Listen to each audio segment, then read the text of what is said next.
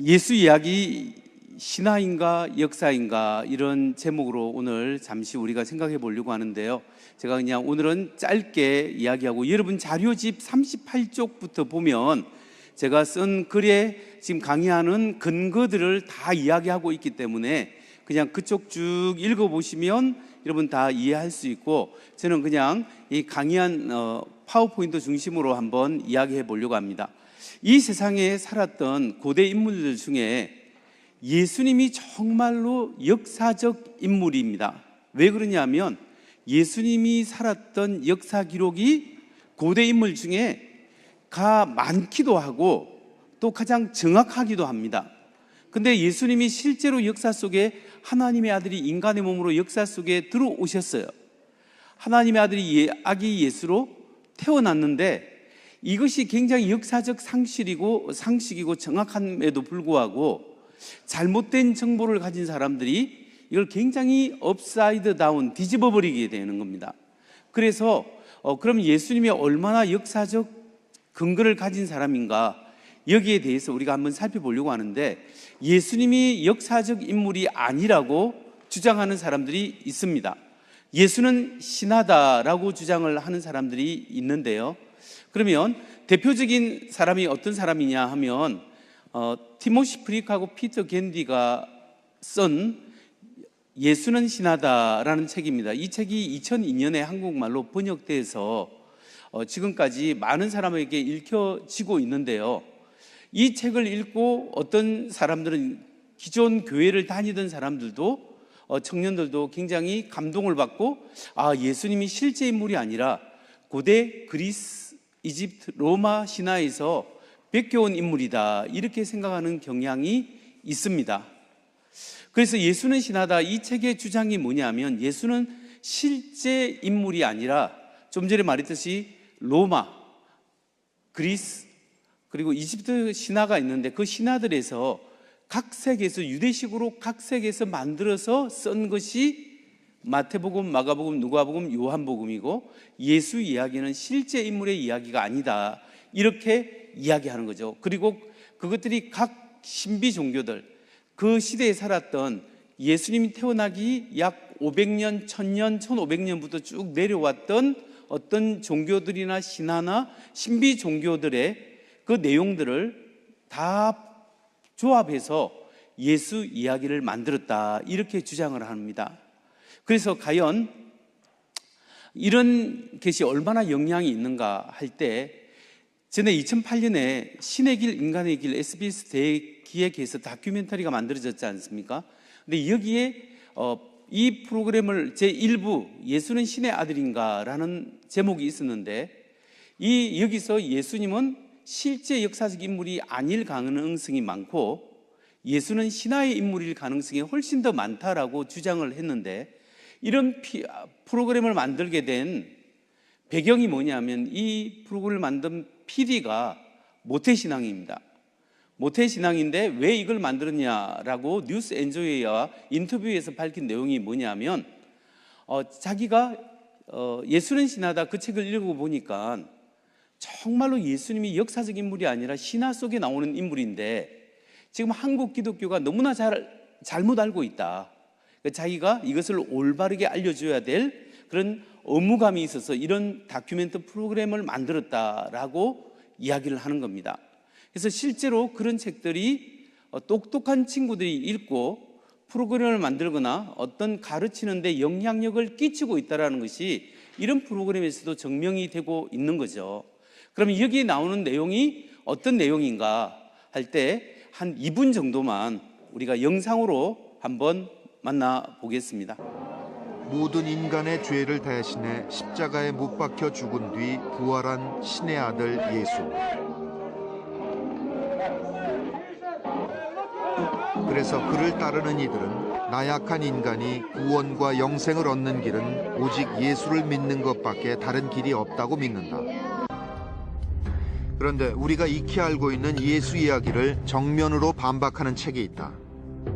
예수는 신화일 뿐이라는 것이다. 사실 예수의 존재는 세계적으로 오래된 논쟁 중에 하나이다. All of that was already in existence in the ancient world for hundreds, possibly thousands of years before there was any Christianity. So the question we have to face is, how is that possible? And it looks to Peter and I like the answer is obvious. Somebody has taken the ancient myth of the dying and resurrecting God-man and recreated it in a Jewish setting. This is an amulet, a reconstruction of an amulet, which looks like it's Jesus. This is Osiris Dionysus. This is the pagan dying and resurrecting God-man. 예수님처럼 보이지만 실제로 예수님이 아니라 디오니소스 신이 십자가에 못 박혀 죽은 거다. 그런데 이 디오니소스는 예수님 이전에 500년, 1000년 전에부터 나왔던 신화적 인물이기 때문에 기독교가 여기서 뺏겨왔다, 이런 이야기를 방송을 통해서 실제로 하고 했습니다. 그래서 우리가 그때 신의 길, 인간의 길, 방송의 길 똑바로 가라, 이제 이렇게 데모도 하고 이렇게 했지만, 이런 데 대해서 효과적으로 알려주고 무엇이 잘못되는가를 알려주고 우리 자체에서 교육하고 사회를 향해서 이렇게 토론하고 알려주는 그런 것들이 굉장히 약했습니다. 그래서 몇몇 분들이 아티클하고 신문에서 글만 좀 반박 글만 쓰고 이렇게 했는데, 이런 것들을 우리가 화를 내고 이럴 것이 아니라 우리의 신앙이 이런 면에서 이게 맞고 틀리고 이런 것을 알려줘야 되는 거죠. 그러면 디오니소스 신화, 오시리스 신화가 그 책에서 어떤 걸 주장하냐면, 예수님이 탄생 이전에 오시리스는 이집트 신화예요. 디오니소스는 그리스 헬라 신화죠. 그러면 오시리스 디오니소스의 신화를 종합해서 이런 내용이 나온다고 합니다. 오시리스 디오니소스는 육체를 가진 신이며 구세주이고 하나님의 아들이다. 그의 아버지는 하나님이며 어머니는 인간 처녀 동정녀이다. 그는 12월 25일에 동굴이나 누추한 외양간에서 태어났다. 그는 신도들에게 세례 의식을 통해 다시 태어날 기회를 준다. 그리고 그는 결혼식 잔치에서 물을 술로 바꾸는 기적을 행한다. 그가 나귀를 타고 입성할 때 사람들은 종려나무 가지를 흔들고 찬송하며 그를 맞이한다. 그는 세상의 죄를 대신 짊어지고 부활절 무렵에 죽는다. 죽은 지 사흘 만에 부활해서 영광스럽게 하늘로 올라간다. 신도들은 최후의 날 심판자로 그가 다시 돌아오기를 기다린다. 그의 죽음과 부활은 그의 몸과 피를 상징하는 빵과 포도주 의식으로 기념된다. 자, 보세요. 만일에 이 오시리스 디오니소스 신화가 기독교보다 500년, 1000년 이전에 만들어져서 흘러내려온 이야기인데, 이것과 우리 예수님 믿는 복음서에 나오는 내용하고 같습니까? 틀렸습니까? 거의 똑같죠? 그렇기 때문에 이쪽에서 우리가 뺏겼다라고 이야기하면 할 말이 없는 거 아니겠습니까? 우리가 그러면 이런 이야기들을 여기 계신 분들은 잘 못 들으실지도 모르지만, 젊은 친구들이 유튜브를 통해서 또 책을 통해서 이런 것을 접한단 말이에요. 여러 영상들도 나와 있습니다. 그러면 이런 이야기를 듣고 우리는 어떻게 대응을 하고 그 친구들이 어떻게 이해할 수 있도록 도와줄 수 있을까요? 그런 노력을 많이 해오지도 않은 것도 사실이죠.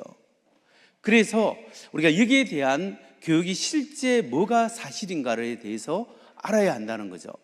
그래서 제가 예수는 신화가 아니다라는 신화를 제 나름대로 신화를 연구한 학자들의 책들을 연구해서 제가 그걸 정리해서 예수는 신화가 아니다라는 책을 집필도 했습니다만, 그 내용을 한 5분짜리 영상에 집약해서 영상으로 만들어 놓은 게 있습니다. 우리 영상으로 한번 보겠습니다.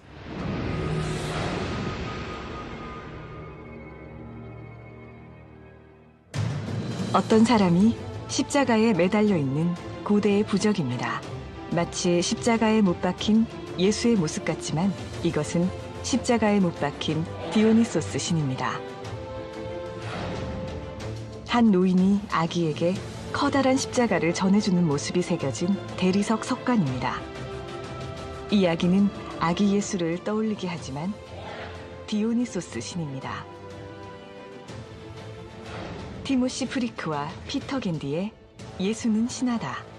이 책은 2002년에 출판되어 위와 같은 유사점들을 근거로 제시하며 예수의 이야기가 고대 신화 속의 이야기들을 모방했다고 주장하며 우리를 충격에 빠뜨립니다. 그들이 주장하는 내용의 또 다른 증거들을 살펴볼까요? 십자가에 못 박혀 죽고 사흘 만에 부활한 신들이 고대 신화에도 존재하였다고 합니다. 기록에 따르면 오시리스 신화의 오시리스도 죽은 지 사흘 만에 부활하였고, 그리스 로마 신화의 디오니소스 신도 죽은 후 얼마 되지 않아 무덤에서 하늘로 올라갔다고 전해집니다. 결혼식장에서 물을 포도주로 만드는 신이 있었다고 합니다. 최후 심판날에 심판주로서 다시 돌아오는 신도 있었다고 합니다. 페르시아에서 기원해 2세기에서 4세기 전 로마 제국에서 유행한 미트라스교의 신도들은 미트라스도 하늘에 올라가서 종말의 때를 기다리고 있다고 믿었습니다. 그 밖에도 예수는 신하다의 저자들은 유사점으로 세례의식과 빵과 포도주를 먹는 영성체 의식 등을 예로 들고 있습니다. 고대 신화 속 이야기와 예수 이야기의 유사점을 우리는 어떻게 이해해야 할까요? 예수의 이야기가 고대 신화를 모방했다는 주장은 과연 진실일까요? 우리는 정반대의 주장을 펼쳐봅니다. 오히려 현재까지 전해져 내려오는 고대 신화들의 이야기가 예수의 이야기를 모방한 것은 아닐까 하고 말입니다. 기독교가 발생하기 이전으로 한번 거슬러 올라가 보겠습니다. 고대 종교를 비교 연구한 저명한 역사학자 군터 와그너는 기독교가 그 핵심 교리를 베껴올 만큼 완성된 신비 종교는 예수 시대 이전에는 존재하지 않았음을 명확히 밝히고 있습니다. 고대 신화를 연구하는 학자들은 한결같이 주장합니다. 기독교가 그 내용을 빌려오려면 기독교 발생 이전에 죽고 부활한 신들이 있어야 하는데 그러한 신들은 존재하지 않았다고 말입니다. 고대의 신비 종교에서는 기독교처럼 인류의 죄를 대속하기 위해 죽고 부활하는 성숙한 신화는 존재하지 않았습니다. 디오니소스 신비 종교에도 오시리스 신화도 죽음과 관련된 일련의 사건과 해석들이 부활의 개념을 담고 있는지 어떠한 고고학적 증거도 찾아볼 수 없습니다. 기독교가 발생한 이후를 살펴보도록 하겠습니다. 기독교는 다른 종교를 모방하려 하지 않는 배타적인 종교였습니다. 그러나 고대 신비 종교들은 처음부터 혼합주의를 지향하며 AD 2세기 후반부터 3세기에 기독교 신앙을 포용하며 적극적으로 모방하였습니다. 그 결과 기독교가 그리스 로마 지역에 확산된 이후 2세기에서 3세기가 되었을 때 이야기의 유사점들이 나타나기 시작합니다. 예수는 신하다에 등장하는 자료들을 다시 살펴볼까요? 이것은 기원 후 3세기에 만들어진 것입니다. 이것은 기원 후 2세기에서 3세기 사이에 만들어진 것입니다. 처음부터 배타적이었던 기독교가 신비 종교를 모방한 것이 아니라 모방을 허용하는 신비 종교들이 기독교와 경쟁하면서 오히려 기독교를 모방하였다고 보는 것이 타당합니다.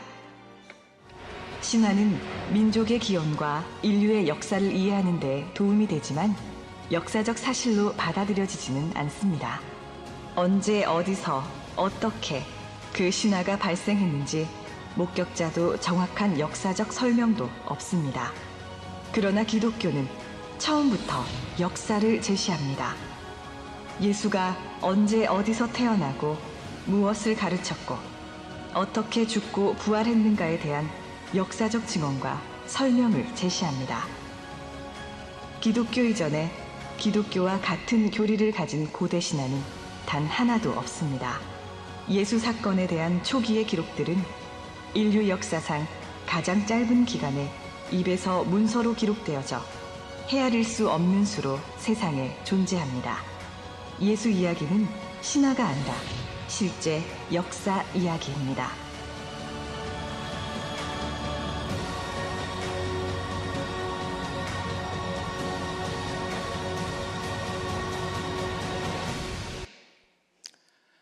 자, 우리 영상에서 봤듯이 기독교 발생 이전에, 여기 지금 노란 기독교 변정 컨퍼런스라는 이 라인이 예수님 태어난 당시라고 생각해 보십시오. 그러면 고대 그리스, 로마, 이집트 신화는 그 이전부터 쭉 있어 왔습니다. 1000년, 1500년부터 쭉 있어 온 신화들이 있어요. 그런데 그 예수님 태어나기 이전에는 우리 죄를 위하여 십자가에 죽고 부활하고 다시 오고 동정녀에 태어나서 우리 인류의 죄를 용서하거나 그 죄를 사함을 위한 세례를 주거나 이런 교리를 가진 신비 종교나 그런 것들이 있느냐? 없어요. 없는데, 그럼 왜 그러면 예수는 신하다라는 책에서 기독교가 뺏겼냐면, 이름은 우리가 예수님 태어나기 이전에 1000년, 1500년부터 있어 왔지만 닮은 적은 어디서 나오냐면은 예수님의 복음이 그리스, 로마, 이집트 지중해 연안에 쫙 퍼져나가고 잘 부흥 발전해 갈 때 다른 신비 종교들은 각 지역의 고향의 향토 종교라고 생각하면 됩니다. 그 향토 종교에서, 민속 종교에서 그 종교들은 혼합 종교입니다. 그러니까 이것이 잘 되면 이걸 빌려오고 저것이 잘 되면 저걸 빌려오는데 가만히 보면 기독교가 너무 부흥하고 잘 되는 거예요. 자기도 잘 되려고 하니까 이걸 베껴온 문서, 실제로 그런 흔적들이 많이 나와 있습니다. 그렇기 때문에 닮은 점은 예수의 복음이 전파되고 난 다음에 100년, 최소한 100년, 200년, 300년 어간에 기독교와 닮은 것들이 우후죽순으로 일어나기 시작하는 거죠. 그래서 실제로 고대 신화를 연구하는 학자들은 예수님의 이야기가 기독교가 베낀 것이 아니라 혼합 종교인 그 신비 종교들, 각 다른 신화들이 기독교를 나중에 베꼈다는 흔적은 너무나 명확하고 정확하기 때문에 도리어 예수님이 뺏긴 것이 아니라, 예수 복음이 뺏긴 것이 아니라 다른 혼합 종교가 기독교를 뺏겼다라고 보는 것이 학문적으로 타당하다고 이야기를 하고 있습니다. 그렇기 때문에 기독교 발생 이전에 우리 죄를 위하여 십자가에 죽고 부활했다라는, 다시 살아났다는 그런 신은 있느냐? 단 하나도 없어요. 그러면 그쪽에도 부활 개념이 있지 않습니까? 부활 개념이 있습니다. 어떤 개념으로 부활 개념을 사용하냐 하면 농사의 주기의 개념으로 사용합니다. 예를 들어서 겨울에 죽습니다. 봄에 싹이 트기 시작합니다. 여름에 성장합니다. 가을에 열매를 거둡니다. 겨울에 다시 죽어요. 그리고 봄에 또 싹이 핍니다. 여름에 성장하고 가을에 열매 맺고 또 죽고, 이 생명 주기에 대한 이런 의미의 사이클에 의한 이런 의미에서 죽음과 부활이 있다라는 용어를 사용해요. 그런데 실제로 우리 기독교는 그게 아니라 예수님이 우리 죄를 위하여 실제로 역사 속에 십자가에 죽고 부활했지 않습니까? 이런 의미에서 부활 개념은 없다라는 이야기예요. 이게 전혀 완전히 다르다라는 이야기죠. 그렇기 때문에 이 유사점은 기독교가 모방한 것이 아니라 신비 종교가 기독교를 모방했다 보는 것이 타당합니다. 그러면 실제 역사 속에서 예수님이 얼마나 실제 인물인가, 이런 것을 우리가 어떻게 알 수 있는가? 예수가 실제 인물인가? 그러면 예수님의 기록을, 예수님의 생애를 기록한 사복음서, 예수님의 말씀을 기록한 그 복음서들이 역사적 신뢰성이 있는가를 우리가 살펴봐야 되겠죠. 그러면 그 신뢰성을 살펴보기 위해서는 어떻게 해야 되냐? 다른 고대 성경을, 신약 성경을 우리가 신약 성경이라고 생각하지 말고 잠시 일반 고대 문서와 똑같은 선상에 놓고 일반 문서를 연구하는 동일한 잣대로 신약 성경을 연구해 보자는 거예요. 그래서 고대 인물들, 역사의 중요한 인물들과 비교해 보고 다른 종교의 중요한 인물들과 비교해 볼 때 예수님의 생애가 얼마나 역사적으로 신뢰성이 있고 확실한가, 이런 면에서 볼 때 우리가 성경을 믿음으로도 믿을 수 있지만 일반 역사를 연구하는 방법으로 통해서 볼 때도 가장 믿을만하고 신뢰성이 있다라는 사실을 확연하게 밝혀낼 수가 있는 거예요. 그래서 그런 의미에서 예수님의 역사성을 명확하게 비교하며 명확하게 드러난다라는 사실을 우리가 알 수 있습니다. 그래서 여기에 대해서도 제가 책을 썼지만 영상, 짧은 한 5분짜리 영상을 여러분에게 보여주면서 또 이것을 통해서 우리가 한번 정리해 보도록 하겠습니다. 예수에 관한 기록, 역사적 신뢰성이 있는가?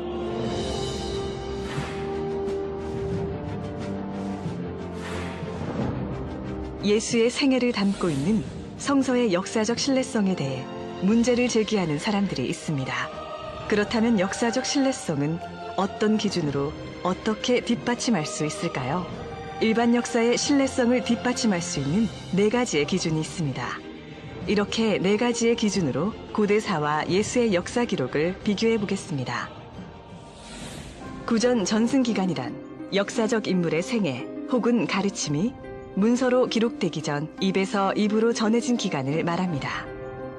구전 전승기간이 짧을수록 그 내용이 변하지 않은 역사적 사실에 가깝다고 할 수 있습니다. BC 2333년에 나라를 세운 당군의 이야기는 이련 스님이 삼국유사에 기록하기까지 약 3600년간의 구전 전승 기간을 거쳤습니다. BC 6세기에 살았던 부처의 생애는 부처가 죽은 지 최소 230년에서 600년 후에 문자로 기록된 것입니다. 이슬람교의 창시자 무함마드의 전기는 무함마드의 사후 약 135년이 지난 AD 767년에 기록되었습니다. 공자의 생애에 관한 유일한 책은 사마천의 공자세가입니다. 공자가 사망한 지 약 400년 후에 기록되었다고 합니다.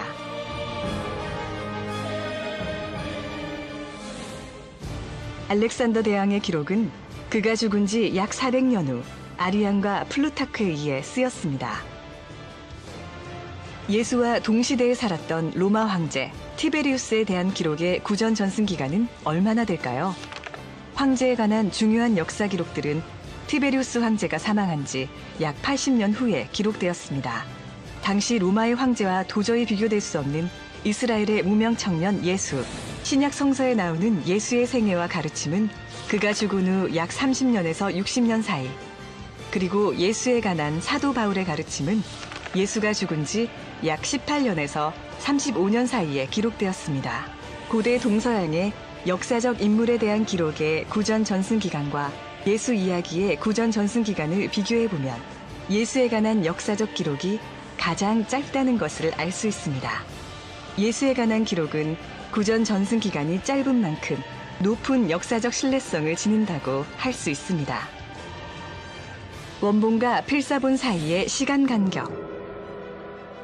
구전 전승 기간을 거친 후 기록된 고대 문서의 원본들은 일일이 손으로 베껴 적어 후대에 전해졌습니다. 이때 원본과 필사본 사이의 시간 간격이 적을수록 그 내용이 원본 그대로일 확률이 높아지게 됩니다.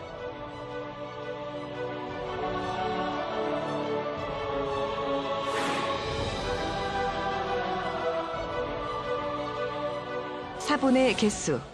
고대 기록물 중에서 성서만큼 많은 개수의 사본이 존재하는 기록물은 없습니다. 사본의 수가 많을수록 내용의 신뢰성은 높다고 할 수 있습니다.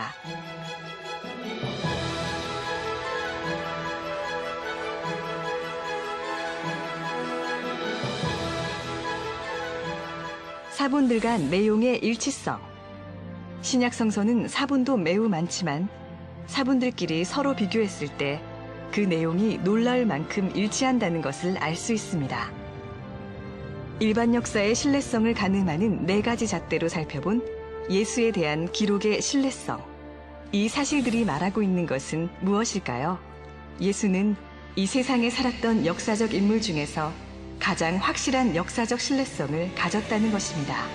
만일 예수의 역사성을 부인한다면 반드시 고대 다른 인물들의 역사성도 함께 의심해야 할 것입니다. 신약 성서에는 하나님의 아들 예수 그리스도의 삶과 가르침이 그대로 기록되어 있습니다.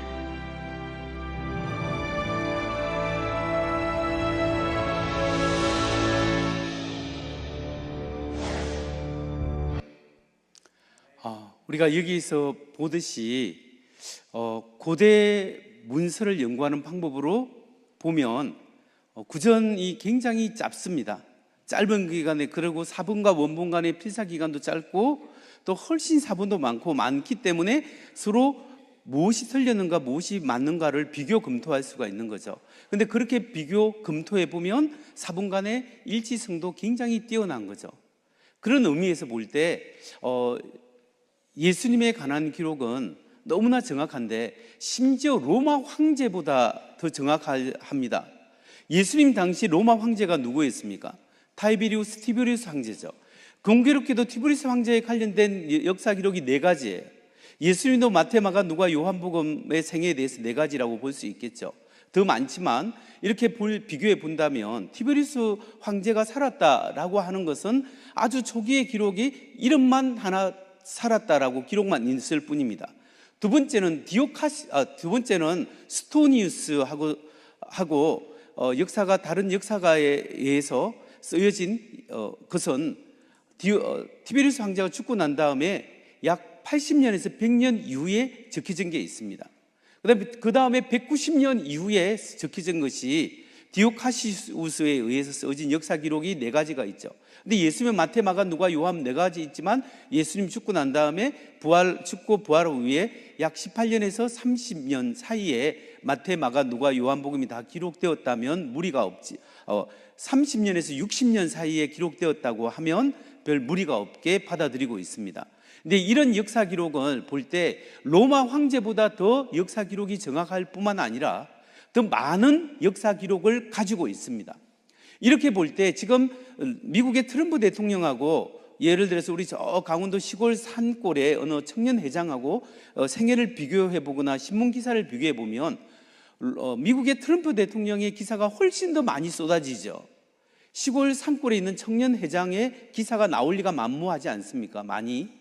근데 옛날에는 이 역사 기록이라는 것은 요즘처럼 뉴스 신문에 나오듯이 뭐 이렇게 많이 나오는 게 아니고 뭔가 특별한 사건이 있고 사고가 있고 화제가 되었을 때 그때 기록되는 거예요. 그것도 입으로 전해져서 후대에 기록되는 건데 무명 청년 예수님이 그의 생애와 그의 예수 운동이 얼마나 파급 효과가 컸으면 후대에 로마 황제보다 훨씬 더 많은 역사 기록을 남기게 되겠습니까? 이게 뭔가가 있었다고 우리가 충분히 생각할 수 있는 겁니다. 그런 의미에서 일반 역사를 연구하는 방법으로 볼 때 예수님의 생애는 훨씬 더 신뢰할 만하고 이 신약 성경을 우리가 진짜 믿을 수 있다라는 사실을 우리가 생각해 볼 수 있는 겁니다. 그러면 이런 이야기를 할 때 어떤 분은 이런 반론을 내립니다. 목사님, 예수님 이야기는 성경에만 나오니까 성경이 아무리 정확하다 해도 나는 그 성경을 믿지 못하겠습니다 라고 이야기를 합니다. 예수 이야기는 성경에 나오는데 성경에만 나오는 예수 이야기를 내가 어떻게 역사적 신뢰성이 있다라고 이야기할 수 있겠느냐, 나 반쯤 믿고 반쯤 못 믿겠다라고 생각할 수도 있겠죠. 그런데 그렇지 않습니다. 예수님의 생애는 성경에도 나오고 일반 역사에도 나오는 거예요. 예를 들면 사실은 공자의 생애는 이 사기에 나오는데 사마천이 쓴 공자세가에 나옵니다. 공자세가였는데 이 공자세가는 공자가 죽고 난 다음에 400년 후에 적혀진 글이에요. 조각들을 모아서 쓴 글이죠. 그 생애인데 우리 복음서 예수님의 마태, 마가, 누가, 요한처럼 이렇게 적혀져 있는 거예요. 그런데 그 외 공자님의 생애에 대해서 상세한 내용은 중국 일반 역사에 찾기가 너무나 힘들어요. 아주 힘들어요. 물론 여러 가지 이유가 있겠지만 일반 역사의 중국 역사 기록에 공자님의 생애에 대해서 알기가 굉장히 만무합니다. 그러면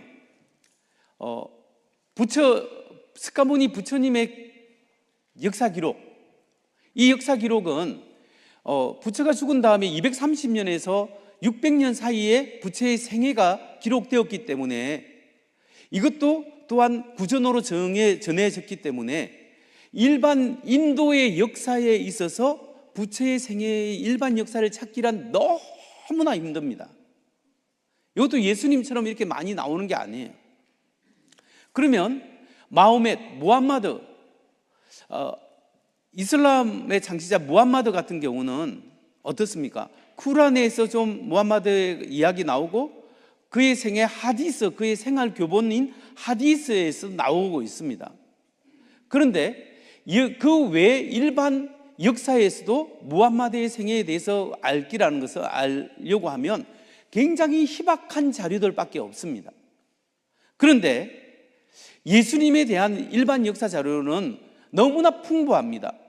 고대 총 자료는 45가지라고 볼 수 있고, 게리 하버마스가 쓴 히스토리컬 지저스, 역사적 예수라는 책에만 보더라도 그 자료가 굉장히 충실하게 알려주고 있습니다.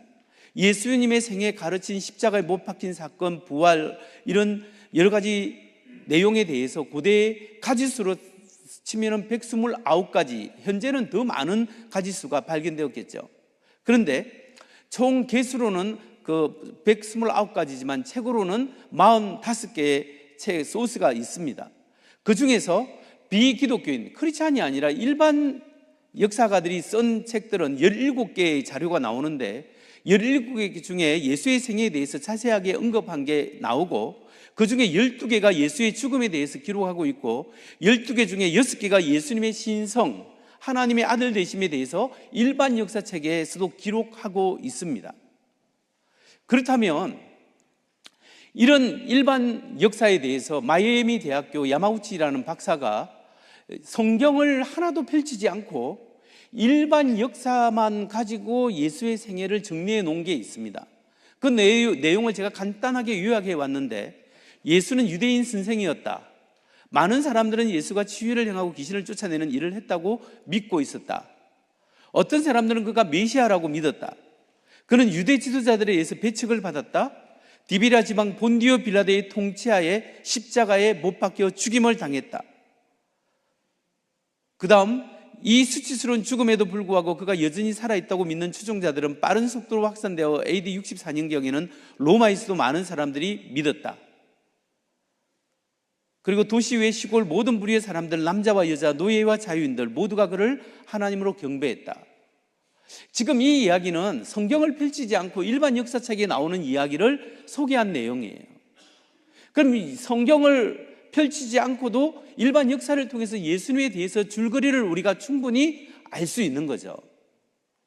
그러면 질문이 뭐냐면, 일반 역사에 기록된 기록물과 신약 성경에 기록된 사복음서에 기록된 예수의 기록의 공통점과 차이점이 무엇입니까? 본질적으로는 같은 점이 딱 나타나 있는 거예요. 동일하잖아요. 예수님이 하나님의 아들로 십자가에 못 박혀 죽었다라는 것, 그리고 부활했다, 그를 믿는 추종자들이 엄청 많았다라는 동일한 공통점이 있죠. 차이점은 뭘까요? 일반 역사가들은 안 믿고 그 당시에 있는 이야기들을 정리해 놓은 거고, 성경을 믿는 사람은 하나님의 영감에 의해서 예수님의 목격자들이 예수님의 생애를 보고 직접 적어 놓았던 그 차이, 주관적으로 예수를 경험한 사람들이 적어 놓은 것과 경험하지 않은 이야기만 듣고 적어 놓은 것과 그 차이지만 일치점이 있다라는 거예요. 이런 것들이 우리에게 무엇을 이야기해 주고 있을까요? 신약 성경은 실제 예수님이 하신 말씀을 우리에게 그대로 알려주고 있고, 예수의 생애는 실제로 역사 속에 살았던 예수님의 생애가 우리에게 그대로 알려지고 있다라는 사실로 우리가 결론을 맺을 수가 있는 거예요. 여러분, 굉장히 잘못된 도전들이 뭐냐면, 이 세상에 살았던 고대 역사 인물 중에 예수님만큼 역사적으로 정확하게 그 기록물을 확인할 수 있는 인물이 예수님 외에는 많이 발견할 수가 없어요. 그런데 예수님이 그 중에서도 가장 뛰어난 역사적 인물임에도 불구하고 이걸 뒤집어 가지고 예수님은 신화의 인물이다, 이렇게 이야기하고 있다는 굉장히 부당한 이야기입니다. 그런 의미에서 예수님은 신화가 아니라 정말 역사고, 우리가 이 예수님을 통해서 예수님은 하나님의 아들이 인간의 몸으로 오셨어요. 여러분, 예수님이 만일에 우리 죄를 위해서 죽었는데 예수님이 한 사람의 인간에 불과했다면, 진짜 예수님이 인간으로서만 죽었다면 2000년 전에 죽은 예수 그리스도의 십자가의 죽음이 오늘 2000년 이후에 나와 무슨 상관이 있습니까? 예수님이 인간이었다면 그냥 예수님을 따라다녔던 친척들, 제자들, 친구들, 한 100몇십 명, 이 추종자들, 이 사람들에게는 슬픈 일이죠. 장례식 치르면 끝난 거죠. 그런데 2000년 후 한국에 살아가고 있는 나하고 무슨 상관이 있냐는 거죠. 인간이면. 근데 예수님이 정말로 하나님의 아들이시면, 예수님이 정말로 하나님이시고 하나님의 아들이 인간의 몸으로 오신 분이라면, 그리고 그분이 정말로 하나님과 우리 사이에 끊어진 관계를 회복시키기 위한 우리 죄를 위해서 십자가에 못 박혀 죽고 정말 부활했다면 이분의 죽음이 나와 상관이 있을까요, 없을까요? 하나님의 아들이시고 하나님이시기 때문에 그분의 죽음이 나를 위한 죽음이 2000년 시대와 문화를 초월해서, 공간을 초월해서 나를 위한 죽음이요, 나를 위한 하나님의 헌신이요 사랑이었다고 충분히 우리는 말할 수 있다라는 사실입니다.